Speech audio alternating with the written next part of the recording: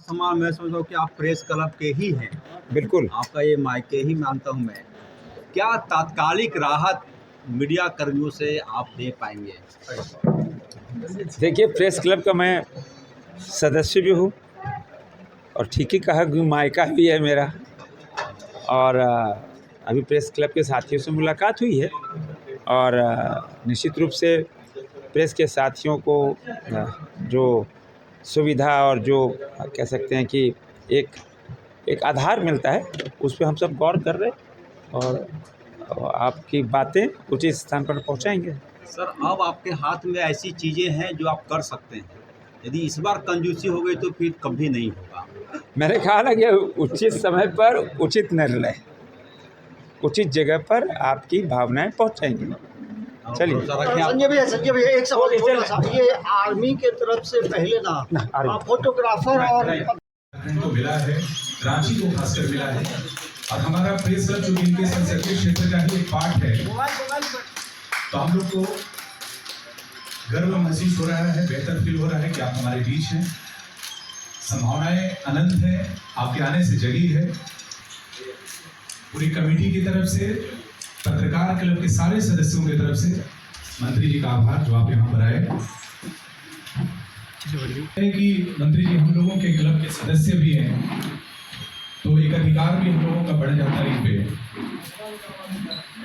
अब आगे मैं चाहूंगा कि हमारे क्लब के सचिव मौजूद देश के केंद्रीय रक्षा राज्य मंत्री बड़े भाई संजय सेठ जी, हमारे स्थानीय विधायक सबरी भाई साहब, ब्रजेश जी, हमारे क्लब के अध्यक्ष सुरेश जी और साथियों, आज जिस रांची प्रेस क्लब के प्रांगण में हम लोग बैठे हुए हैं, अगर मैं कहूं कि बहुत सारी यादें जुड़ी हुई है इस क्लब से माननीय मंत्री जी का, तो शायद ये अतिशयोक्ति नहीं होगी मंत्री जी। जब मंत्री जी हमारे विधायक सांसद नहीं थे तब भी हमसे इसी तरीके से जुड़े हुए थे। बड़े भाई कहने का तो अधिकार है, तो इसलिए हम लोग गौरवान्वित हो रहे हैं। आपको मंत्री जी कहा कि केंद्रीय मंत्री हमारे बीच बैठे हुए हैं, हम लोग गौरवान्वित हो रहे हैं। कई चीज ऐसी है जो भाई साहब को भी याद आ रहा होगा शुरुआती दौर से इस रांची प्रेस क्लब के साथ इनकी भी यादें बहुत गहरे में जुड़ी हुई है। जब हम लोग अभी नई कमेटी चुन करके आए तो हमको याद आ रहा है वो दिन भी कि बगैर किसी सूचना के अचानक भाई साहब का फोन मेरे मोबाइल पे आता है कि आप लोग कहाँ हैं, क्लब में हैं? हम बोले हाँ, तो हम आ रहे हैं आप लोगों को सम्मानित करने के लिए।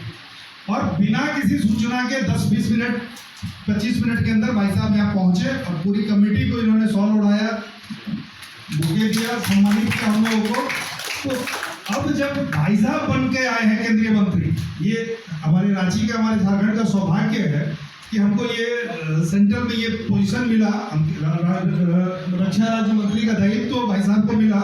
ये भाई साहब का सम्मान नहीं है, ये हम सबों का सम्मान है। और इनके रक्षा राज्य मंत्री बनने से सिर्फ रांची नहीं, पूरा झारखंड आह्लादित है और हम लोग भी उसके हिस्से हैं। हम ज़्यादा आह्लादित हैं इसलिए कि इनको हम लोग अभी नेता के रूप में, विधायक सांसद के रूप में हम लोगों ने देखा ही नहीं। ये लगातार हम लोगों के लिए परिवार के सदस्य थे, हैं और लगातार रहेंगे, इसमें भी कोई शक शुबा नहीं है। अब मूल मुद्दा कि आज हमारे बीच में है और आज इनके पास मैं समझता हूँ कि ठीक ठाक पावर भी है हर तरीके से। तो देश भर में कैसे रांची प्रेस क्लब का नाम उजागर हो, देश भर में कैसे इसकी प्रतिष्ठा बढ़े, इसके लिए अब हमको कुछ कहने की जरूरत नहीं है। ये खुद सोचते हैं, पहले भी सोचा करते थे, अभी भी सोच रहे हैं और आगे भी सोचेंगे। जहां जरूरत समझ में आए इनको, पूरा रांची प्रेस क्लब इनकी मदद के लिए तैयार है। या तो नेशनल लेवल पे जहां भी जो एग्जिबिट है, कहीं जाना है, कहीं देश विदेश, उसमें पूरा रांची प्रेस क्लब इनके साथ रहे। जहां पे इनको लगे कि नहीं भाई मीडिया का एक्सपोजर होना चाहिए एज ए सेंट्रल मिनिस्टर, तो बिल्कुल रांची प्रेस क्लब इनके हर ख्वाहिश पे, जैसे अभी शॉर्ट नोटिस पे कल रात में हमारी बात हुई और मतलब पहला फोन पे इन्होंने कहा कि हाँ कब आना है, बोलिए, जब आप कहे मैं आता हूँ। तो मैं चाहूंगा कि यही स्नेह हम लोगों का अंतिम समय तक बना रहे भाई साहब।